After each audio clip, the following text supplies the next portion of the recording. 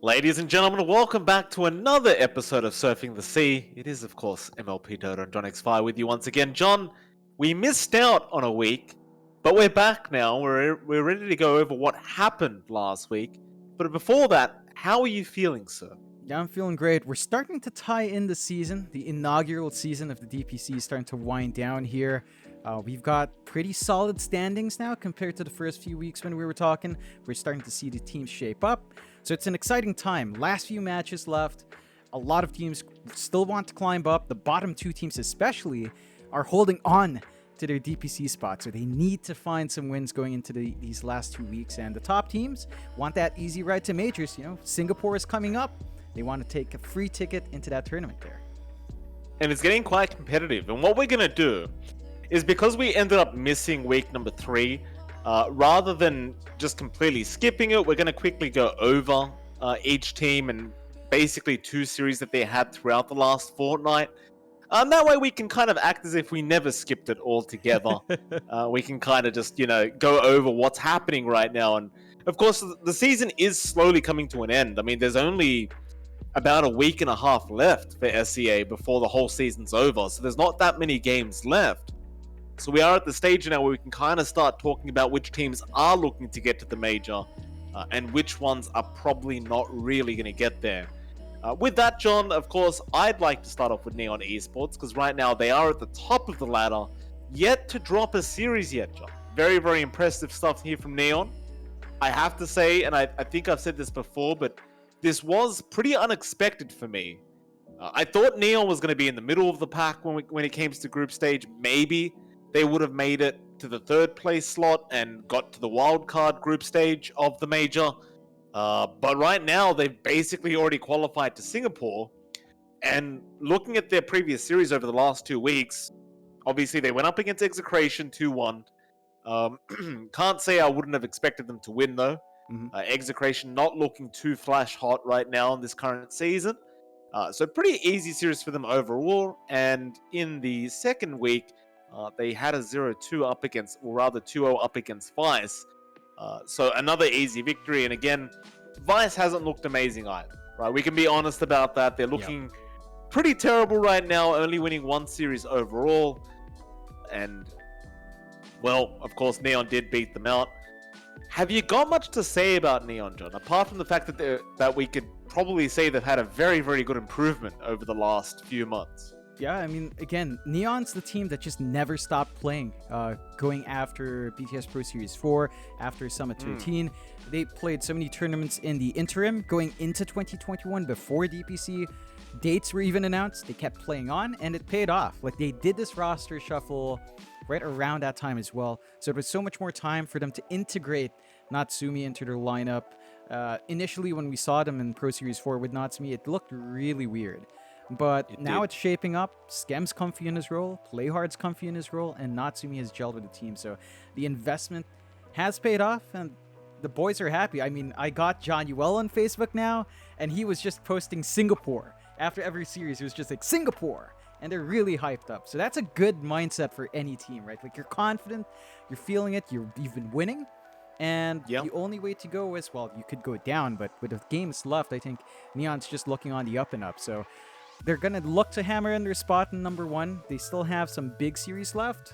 They've got Fnatic to face off against and T1, which are arguably, the upper half of the DPC right now. So those are a few more tests for them. But so far, I think they're pretty much guaranteed for Singapore already in my books. I mean, they are guaranteed, that's for sure. They're making it to Singapore whether they lose their next 2 series or not. It's just a matter of whether they can secure first place, which will make them get an immediate playoff slot for themselves, so they won't even have to play in the group stage. If they came second, they would have to be part of the groups, but they would still be in Singapore. And if they came 3rd place, then that would mean they'd have to go through the wildcard group stage, which is definitely not preferable, but it's better than nothing if you had to go through it. But as far as I can tell, I mean, Neon, they look pretty set to minimum come 2nd place. It is still possible for them to get knocked down, but it would involve TNC winning their next 2 series. and Fnatic would have to beat Neon, and Neon would basically have to lose their next two. It's very complicated, but what I'm trying to say is Neon would have to lose, TNC would have to win, Fnatic would have to win. There's a lot of things that come into play here, and you've still got T1, who are also kind of competing right now with TNC. So there's a lot of complications. Neon, again, pretty much guaranteed to make it to Singapore, but you want to get that first place slot. And right now, I mean, they haven't dropped a series. They've only lost 3 individual games. So their run is very impressive. And looking at their next series that they have up left, John, I mean, next week's up against Fnatic, which I would argue is definitely a harder series than their previous series they just had, which was up against Vice Esports. But they're looking pretty strong to take it. I mean, Fnatic could definitely give them a run for their money, but I'd say Neon, if they're just on this hype train right now, if they're feeling good and happy, and healthy for that matter, I don't see them being stopped. I think they're going straight through to the first place. And as well as that, John, I think a lot of people are going to see Neon Esports coming into the major and probably really underestimating how good this team is.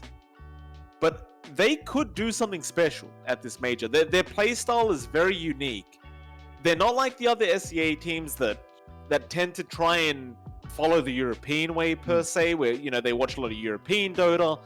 They try to follow the secrets and the OGs out there and the Enigmas. They are much more of their own thing, and I think that might prove to be a very valuable trait for this team once they are in this Singapore major. Definitely. It's like they're the guys that pulled out a Pos 5 Troll. They pulled out Pos 5 Brewmaster. If you can do stuff like that, then you're always going to have like a ace up your sleeve in terms of throwing teams off. So definitely not a team to kind of wave off when the majors comes in. But, you know, it's likely. Like, not as many people pay attention to Southeast Asia, unfortunately, but that's why you're watching this. So you won't be thrown off guard when Neon does make it through. But that's how it's been going for Neon. So again, week 5, they're going to be playing up against Fnatic. On your end, who do you reckon is favored there? Neon. I mean, you can't not say Neon's favored. They're undefeated, so they are definitely favored. I do think there's a possibility Fnatic will be able to take it this series, but with so much riding here for Neon and Fnatic, it's going to be a pretty hype series. One you can't really miss. I definitely will be tuning into that one. There is so much riding on the line, but if I was to pick a winner, I'd say Neon 2-1. I think Fnatic is minimum going to take 1 game, and I think every game is going to be very close. But I think Neon is going to be able to scrape past and get the 2-1 victory, and that will basically guarantee them first place after that. So that is my prediction, John. Do you have a prediction for that series? Yeah, Neon. Like, all into Neon.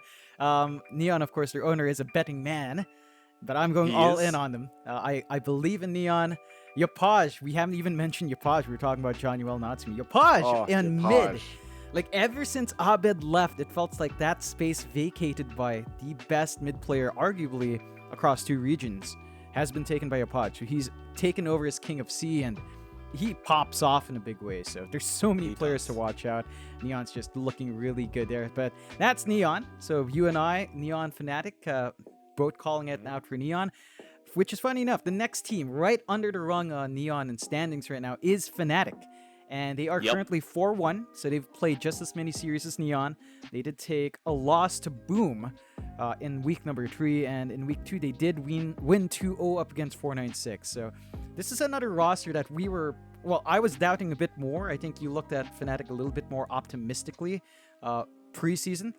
But they are actually shaping up well. Like, props to them. They've sorted out their issues with DJ Jabs.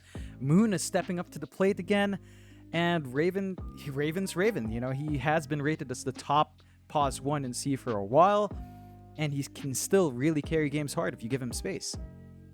Absolutely. I think Fnatic are looking pretty strong here. Now, the thing with Fnatic is, obviously, you're fighting up against Neon to try and kick them out of that first place slot. Fnatic probably would still be very satisfied making it through to the group stage of the major, which right now in their current position, that's where they would end up if they did stay second. And they're also fighting to make sure they don't get kicked down by TNC and T1, which are both kind of nipping at the heels of Fnatic right now. So very dangerous stuff for this team. You look at their previous series, I think you already brought this up, but they 2-1, they got 2-1 by Boom, which is rather unfortunate for Fnatic considering they were undefeated before they ended up versing Boom. So it's kind of funny because had they not lost that series, they would have been tied right now with Neon, and there would have been no guarantees as to who could come first. But well, Fnatic dropping one series was unfortunate. Of course, then versing Vice Esports, which, you know, they're not looking great. So that was an easy win for Fnatic. And then up against 496. 496, one of those teams in SCA, just kind of all in or nothing kind of team with these drafts they run. Their playstyle looked like they were easy work for Fnatic as well. Overall, I mean, you kind of pointed out that I was a little bit more confident about Fnatic, but I do have to give them props, John. They are doing really well. Even I didn't expect them to do this well, if I'm honest. I was kind of expecting maybe a third or fourth place for Fnatic. I expected TNC to be above them, but they are not. Fnatic is above them right now, and you got to give them props. The current position they're in, they're not guaranteed a major slot, but they are very, very close. And when you look at their next matchup, it's pretty tough because they're up against Neon, and they know it's going to be a hard matchup. Again, I think it's going to be very close, but I've already predicted Neon will win that series. And even their final series in Week 6 is going to be kind of tough because it's up against TNC. And considering both teams will be fighting to get to the major, it's going to be a very tough matchup once again for their final series. So Fnatic have to really kind of knuckle down here, and they need to secure these 2 wins. If they could do that, I believe they could just make first place. But they need to get it done, and it all starts with Neon. If they beat Neon, they could probably beat TNC a lot easier. But I don't know. I think Neon's going to be a very, very hard ask for them to try and beat right now. But we'll see. They've been looking good. Only that one kind of mark against their name up against Boom now. Yeah, I mean, that series, when we were calling it, I believe I did call it for Boom and you called for Fnatic. It looks like Coach Clairvoyant stepped up to the plate again. He's read Fnatic so many times for Boom, and that was always kind of Fnatic's kryptonite. All the way back since, I want to say 2018, is when Boom always kind of showed up. It was always on Fnatic, and, well, didn't quite line up there. So that's the one failing point for Fnatic. Just that one loss was enough to change the groups. We'll see if they can pull it off. As you said, if they do actually beat Neon, then you've got a huge contest now for the first spot. In fact, I'd say even all 3 spots kind of open up if Neon takes 1 loss. So really important for Neon, and, well, important for everyone else as well if Neon does lose, if they want to climb up. Still, that does bring us a chance to move on. TNC is there, which you briefly mentioned, but TNC, number 3 right now. Not the spot a lot of people would have expected, right? Like, going in, the Filipino powerhouse had a couple of roster changes in that pause 5 role with her captain shifting around, but they've been kind of up there. They brought out some broken combos.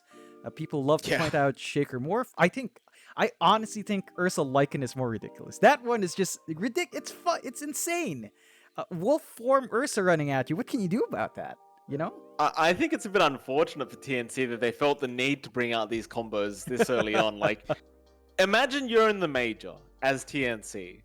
You've got Ursa Lycan in your pocket, and you've got ES Morph, which you've had forever, but you found a way to make it even more broken. And you've got that in your pocket. Nobody knows about it but TNC, and you're in the major. It would be an amazing run for TNC had that been the case, but now teams are aware of these broken combinations. So if they did make it to the major, while they probably will still get the chance to run those broken combos, assuming they're not nerfed too hard before the major does come out, it would have been amazing. But I'm sure they'll still be able to run them regardless. Now, looking back at their previous 2 series, John, 2-1 up against T1, a very nice performance by TNC. TNC also 2-0ing Boom just last week. Very, very good news for them. And I was quite shocked as well. I mean, I'm sure the general viewing public was shocked to see TNC struggling in those first 2 weeks. I think I can confidently go ahead and say that there's no way TNC should have lost to Execration in the first week. Now, I appreciate the point you made, John, that they had a new player being Febby, who was stepping in as that POS 5 and captain. So obviously there's going to be a bit of time where you need to gel and get things together with the team. And the other loss was up against Neon, which is a bit more understandable considering Neon is currently undefeated. But TNC probably going to be kicking themselves about that first series they had up against Execration. That should have been an easy series. There's no other way to put it. At least get a lose 2-1.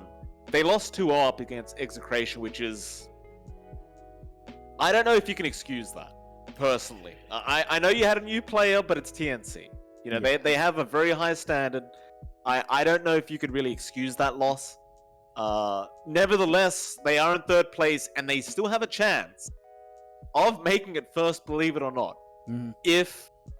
If Neon lost their next two series, which probably isn't going to happen, but a bit more realistic is they also have the chance for second place, taking it away from Fnatic, but they would have to win both their series to make that happen. And Fnatic would have to lose tomorrow up against Neon. Rather, not tomorrow, but in a couple days up against Neon. And then, of course, TNC would have to beat Fnatic for their final series for that to happen. Pretty interesting stuff, though, for TNC. A really interesting position for them to be in. Do you have any thoughts about it, John? I mean, third place isn't too bad, but they're not safe. Yeah, I think there's a little bit of frustration there for TNC going into this. They felt like the kings of Southeast Asia, although their results in the past year were also sort of mixed. We were seeing MG Very Trust mixed. really pop off more. Their placements in BTS Pro Series and the Summit were kind of up and down sometimes. They were consistent in ESL, in the ESL tournaments. They were coming on there, but you expected a bit more from them this year. It always felt like, overall, outside of just a shift with March, it did feel like some teams figured him out, right? Like for a long time, the Shaker Morph combo was constantly banned out. Or if not banned out, then every team just moved on from it. But TNC was always sticking to it, even after nerfs. And that kind of played a factor in it. So I want to see them diversify their strats more with Fabi Long. They have been trying it. They've still been bringing out these broken combos.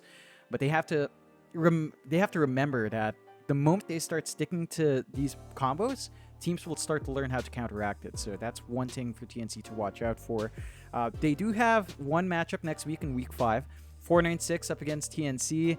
I think this one, you and I are probably going to agree as well. I think both of us are looking at TNC taking this one. I mean, they have to. TNC have to win. And I think that's it's going to be a very important match for TNC. But I'm pretty confident they should be able to get a 2-0 victory over 496. I don't think 496 has looked that amazing during Season 1 of the JPC. So we both do agree, John. TNC should have a pretty easy victory here, I think, for this one. Which allows us to move on to our next team, which is going to be T1, who are currently sitting at 4th place. Now, I've got to say with T1, John, I was kind of expecting them to be around this area before the season even started. Personally, I would have liked them to be maybe a cut above and be in 3rd place, fighting for that 2nd spot. But right now, they are kind of tied with TNC. They are sitting at 3-2. Only difference being T1 has dropped one more game rather than series. So TNC is above them, but it's only because they lost one less game comparison to T1. Still think they're a very strong team, and they still have the opportunity to make it to the Singapore Major. But they've got to win their next series, John. And it's looking fairly okay for them, if I do say so myself. Next series, they have Vice. The Vice haven't really been winning. They've only won one series. They haven't looked great. I think T1 should easily beat Vice in this series. And the real question for T1 is going to be whether they can actually beat Neon next week, which is... That's a hard one to try and predict. I don't think they can, but they've got to try their best. Yeah, that's the big matchup that T1 needs to step up to the plate to. And, T1, we've been saying this for weeks, Geek Fan +1. Jackie, some people might point and say, okay, Jackie's underperforming here compared to MG Trust. I don't think the issue lies with Jackie per se. You and I were having a bit of a chat. Like, Carl on mid is really not necessarily an issue because they have been winning. They've been consistent. I just think... He has been inconsistent, though. Yeah, I mean, for me, it's more like when you look at Geek Fam, and you look at their performances before, you almost always look at Raven or Cuckoo on the off lane. Maybe you looked Sure. at Whitemon and Sephir as well on the supports, but it felt like the mid was just this stable foundation. But in this meta, it feels like the mid needs to do a lot more than just be that. You know, you're not like a secondary core, you're a space maker now. You need to be active on the map, you need to enable your pause one, and Jackie is the kind of pause one who needs a lot of space. He just soaks all that space, and if your mid can't create that space, then a core like Jackie can start to fall flat, but that's not necessarily on Jackie. Well, I mean, that's the Jackie playstyle, right? We used to talk about this all the time during MG Trust and when they were just destroying teams. It's a 4 Protect 1 that he does play the best. He's very efficient the way he farms, and he's very, very good late game, especially with his decision making. He's very, very knowledgeable about what he needs to get done. But you gotta buy him the space. That's the playstyle he plays best. If you wanted him to play a bit more of a team-oriented kind of game, I'm sure he can adjust. But then, if you wanted that from Jackie, you may as well have gotten somebody else. You know what I mean? It's Jackie's that kind of guy where you just give him space and he'll come out of the jungle eventually and he'll be a boss. But if you can't get him there, it's going to be a lot tougher, and it's going to feel like you didn't really get that, that top carry in SEA. It's going to feel like you didn't really, get someone like that, but rather you got somebody that's just another carry. And so T1, I don't know. I think it is more on the mid lane, if anything. I think we can both agree on that. It's not that Carl's playing bad. It's just that he's not consistent right now. And slowly but surely, it does look like he is becoming more consistent as the season is coming to a close. Arguably, it might be a bit too late for this season, but they are still in the running to make it to the major. You can pretty much remove the first place spot. They're not getting that. But they are in the running to get third or second, which would give them a spot in that major, fighting up against TNC and Fnatic. So, can they get it done, John? I think they could. It's more than likely they could get third place and be in the wildcard group stage for the Singapore major. That would mean that Fnatic or TNC have to leave. And if anyone's leaving right now, it's either going to be TNC or T1 that aren't going to be in that top 3. So, T1 have one easy series. That's up against Vice. You can almost guarantee that win. Up against Neon, you can almost guarantee the loss. But I'd say it's more of a 70-30 split there, where T1 could surprise them if they really get it together and surprise Neon, maybe cheese them a bit. And again, assuming they can make that happen, you're kicking TNC out, more than likely. The thing is, TNC also have an easy series in 496 this week. So you can almost guarantee both of them get a 2-0 victory here. And then it's going to be all about the last series, which are pretty darn hype. Fnatic versus TNC, Neon versus T1. I mean, it's 2 series that are going to decide everything on that last week. Assuming both these teams get 2-0s in this week up against their respective teams. T1 especially need that 2-0 because they can't really afford to drop any more games if they want to try and make it. Definitely. Every game counts. Last 2 weeks. So we'll see if T1 can hold up there. Does allow us to talk about Boom. Now, this is interesting. Well, hold on a minute. We didn't make our... Oh, did we make our predictions? I said it would be an easy 2-0. Yeah, we were both in agreement for that for T1 Vice. Story Vice. We'll go on them later. But Boom, Mike. Boom, they've had a roster shuffle before. They've had a roster shuffle now. They've dropped Drew. They've got 23 Savage standing in. Oh, boy.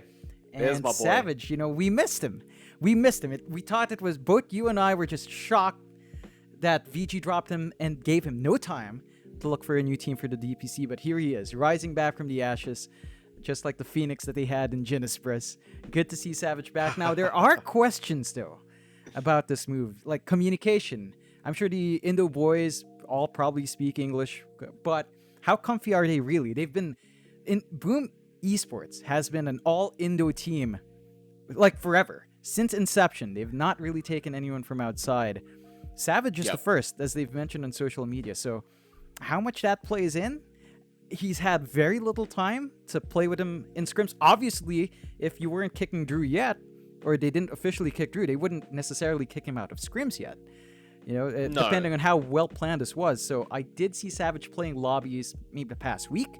I'm not sure if that was with Boom or just sort of scrims with general stacks. But there's a lot of questions. Like, Savage is definitely mechanically a step up over Drew. But the issue now is re-gelling at this point with only 2 weeks left. I'm not sure how much of an impact you can expect from that. Well, I don't think Boom Esports is particularly believing that they can make it to the major anymore. I think they've kind of accepted the fact that they're looking... It's looking pretty bleak in terms of their major chances now. They have a chance. It is still possible. But it would require so many things to go their way. And quite frankly, looking at those last series that there are available, it doesn't look great for them. They're relying on TNC to lose. They're relying on T1 to lose. Even Fnatic to lose. And these guys, they have at least one easy series coming up. So I just don't see it happening. I think they're going to try Savage out for a trial period while the Season 1 finishes off. See how he does go with the team in the last 2 games, or last 2 series rather. And maybe if they do work well together, maybe they keep him in the team. Or alternatively, maybe they just find somebody else. Who the hell knows what the plan is. But I think this is an upgrade. I know it's going to be hard for them to coordinate because they don't speak the same language. But you can kind of treat it like these players play a lot together in pub games. I'm sure they know how to play with each other. It's just maybe you can't talk, but you can find certain words that mean something. You can pick up on those words. All you need to know is back and go. It's not too hard. It's you learn a couple words. I mean, I remember, who was it? Samel was talking about this when he joined that Russian team with the XVP members. And he was literally saying I only knew like 2 or 3 words. When he wanted them to go, he would just scream out divide, divide, divide. He's telling them to go. I believe it'll be the same thing with Savage. It'll be just a matter of pick up on that word that they know means go, which might literally just mean let's go. And I'm sure they'll probably be okay. I think it's an upgrade from Drew. I mean, you see Boom's previous series, they got 2-0'd by TNC and they got 2-1 by T1. Definitely not the Boom Esports we were hoping for or expecting going into this series, rather this season.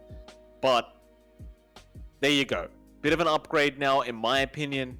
No offense to Drew, but it just wasn't looking great. And week 5, I mean, they've got some easy series. So it may not look like Savage is doing that great based on the teams they have to verse, but I think it's a nice warm-up stage for him to get along with the team, learn how they want to play. And they're going to be up against Execration for their first series, and their final series of the season is going to be up against Vice. If they can get some 2-0 victories in both those series, which they should be able to, you never know. They might have a chance of sneaking their way in, or maybe forcing some tiebreakers. But for now, I agree with Boom's decision. I think Savage is a good pick here. And quite frankly, I can already tell you that Boom is probably going to get 2-0 victories in their next 2 series. Can they make it to a major? Maybe. We'll see. In agreement here, 2-0s for Boom, looking likely for their last set of games. But whether or not that's enough to drag them up to the coveted top 3 really depends on how the rest of that top 3 does, more than Boom winning out. Exactly. So we'll see if they hold out. 496 now, the next team on the line. And these are the guys that, going in from close qualifiers, they look pretty darn good to me. They sorted their issues out, right? They took 458 out because of, health issues that couldn't be compensated for. And it's been an up and down ride for them. Like, they're 1-4, but those series weren't clean 2-0s from the opposing team for the most part, right? Like, they tend to get a game off in the series. So 496 is actually a pretty tough contender when it comes down to the head-to-head. The issue is, when you're 1-4 with 2 weeks left, or a week and a half left, you don't have any good chance of climbing up. Now, it does look like 496 should be able to cement their spot in the upper div, so they're not looking at the demotion to Div 2. But you kind of want more from the team. It's just a bit too late to start climbing here. It is. I mean, there's no way they make it to the major. It's more about 496 not getting relegated to the lower division now. It's going to be all about trying to keep this upper division spot for this season, and obviously trying to get the team together for season 2, which is going to be important for them. Now, quite frankly, going into the season 1, I don't think 496 believed they were really going to make it to the top 3 spot. They definitely had a chance, but with all the team changes that have happened, they've never had a stable roster.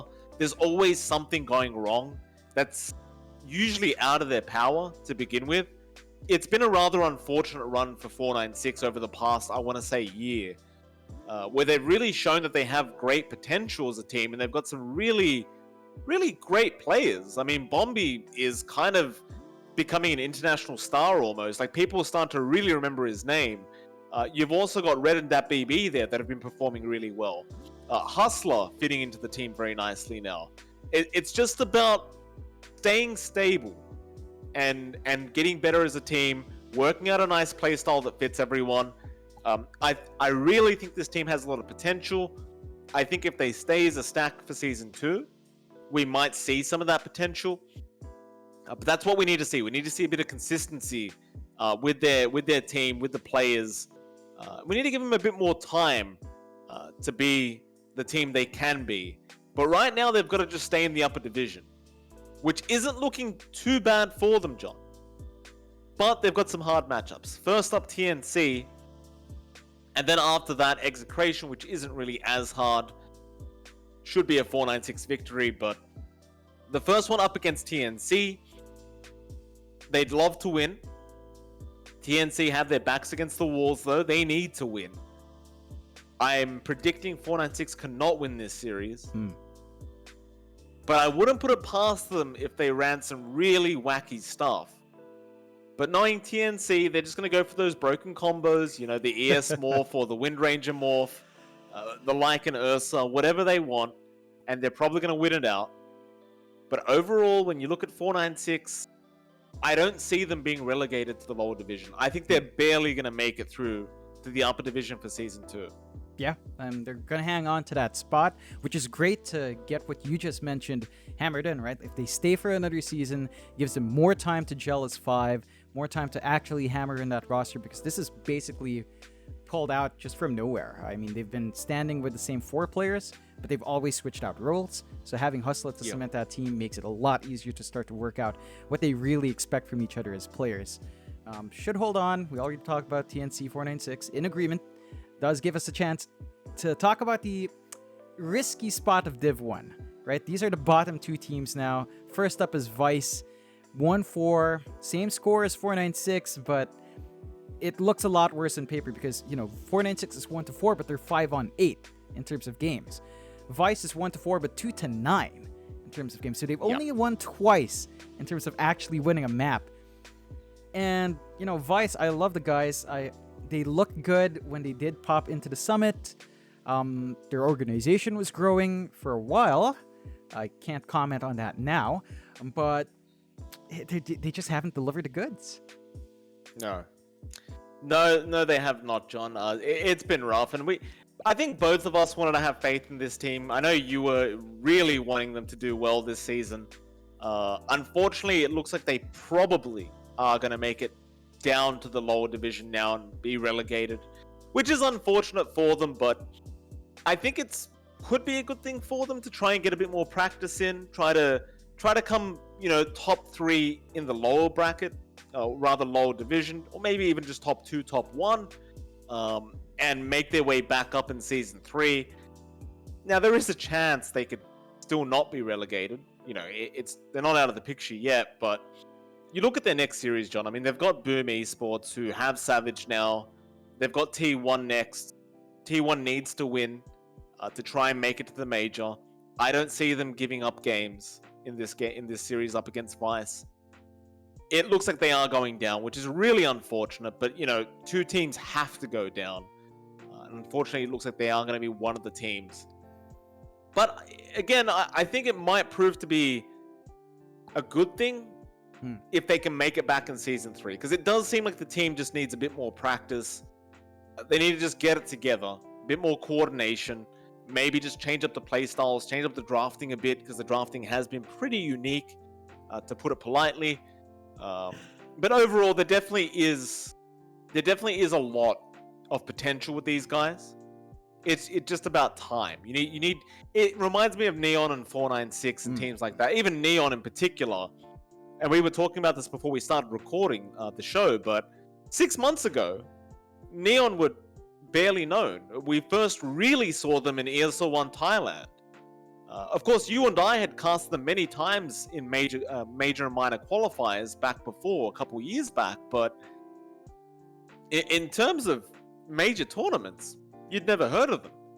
And ever since then, you give them a bit of time and a lot of practice, and look where they are. They're undefeated. And I think Vice could do a similar thing.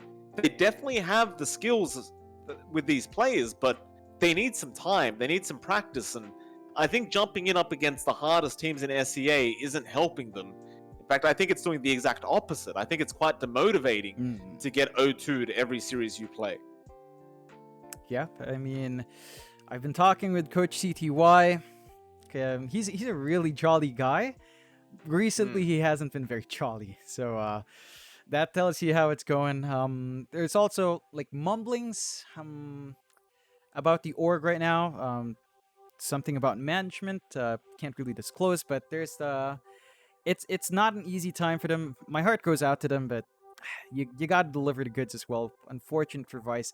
And it's the same story here for one of the other teams in the bottom two. You know, Execration is in that same spot. They're 1-4. They did win out a few more games though, right? 4-8 overall in games. So not as rough as it is for Vice, but they're in that exact same spot. They're tied with 496, of course. But moving up to take 496 down a peg, it's still not looking likely here for Execration as well. No, I mean, the Execration's first series is up against Boom Esports. So that's, looking like a loss, to put it lightly. Up against 496 for their final series, though, they could pull off the victory. But it is literally about not getting relegated right now for all these three teams. So that last series could be pretty hype between 496 and Execration. I'm not 100% sure how that's going to go. I want to say 496 would be the favorites going into this, but Execration, they've got a lot of talent, John. I never like to underestimate players like BDZ. He always surprises me, that man. And I think they could actually take their final series, and maybe, just maybe, they could knock 496 down to be relegated to the lower division, and they could still be in the upper division. Only time's going to tell. I think they do have a rough path ahead of them, but it is a very similar scenario to Vice Esports, where I think they're a good team. I think there's a lot of potential. I think they just need a lot more time. And of course, there hasn't been many other third-party tournaments. Of course, John, you and I would know very well. We did a lot of the BTS Pro Series last year. Oh, yeah. And we got to see a lot of these guys, and every time we saw them, they were getting a little bit better.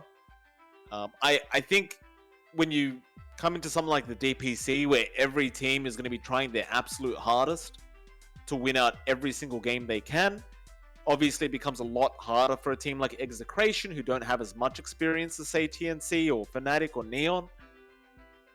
But I have faith that Season 2, Season 3, we could see a big improvement with these guys. I think their one objective right now is just try not to get relegated to the lower division, which is possible. But that first series up against Boom, it's just so important. If they can somehow do it, the props to them. I don't think it's going to be easy, though. I think Boom's going to look very strong with Savage on the team. Oh, yeah. Definitely. It's going to be a hard one. But that's the standing so far here in the upper div. Just a bit of a fun fact, right? So we were talking about the bottom two teams. Both of them are right now Filipino teams in Vice and Execration. The funny thing is, we don't talk about the lower div too much here, but the lower div, the top two teams are also Filipino. So it's basically swapping like the big Filipino teams. Like lower div right now, Omega and Signal are looking likely to go into the upper div. So hey, it reminds me of BTS Pro Series, right? Where we swapped Smart Omega for Signal Ultra. We swapped out Signal Ultra for Vice. So you're still seeing that lateral movement here across those Filipino teams, which I still find funny. And, well, quite frankly, it's always nice to have more Filipino teams up. So for me, as a Filipino player, I'm not taking any big losses as I've got more Filipino teams to look forward to anyway. So, Pinoy pride. Absolutely. And looking back at the lower division, just quickly, I mean, there's so many talented players there. A lot of these players, you look at them and you're like, you think to yourself, they should easily be in an upper division team. So many, in fact. I mean, you look at Hoyo as a team, pretty much every player on Hoyo, it's kind of like, how are they even in the lower division? Mind you, in terms of standings for the lower division, they're tied in 4th place. So they're not exactly in a great position right now. So I guess that thought process might be wrong, but I think individually as players, they look amazing. I just think as a team, they're not really working out too well. So we'll probably see a lot of roster swaps and player swaps going on for both divisions, but more than likely just the lower division in the second season.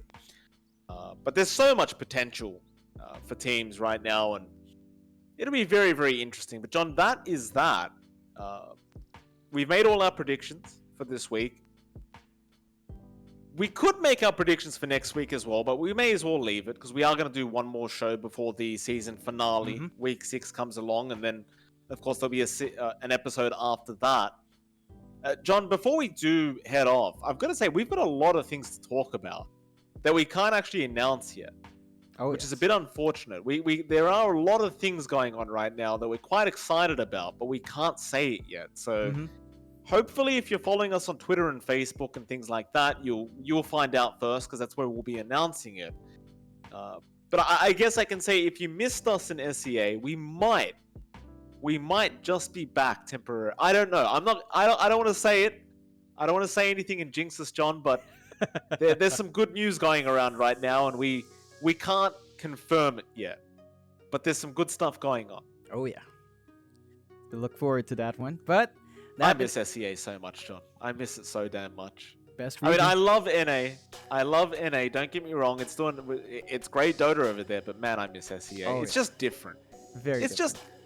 You watch that game with TNC with their Morph ES with the shards. I mean, we should have been casting. I was sitting there watching like that. Man, that's an amazing. That's what I miss. That's the kind of stuff I miss from SEA. It's just so strange but so beautiful at the same time. It's like art to me, this SEA Dota. That it is. It's a great place to be, and hopefully we'll be back. But that is it for this week's episode of Surfing the Sea. It's John Xfar and MLP Dota. Make sure to follow us on our socials below to catch the next episode, and we will catch you next time. See you then.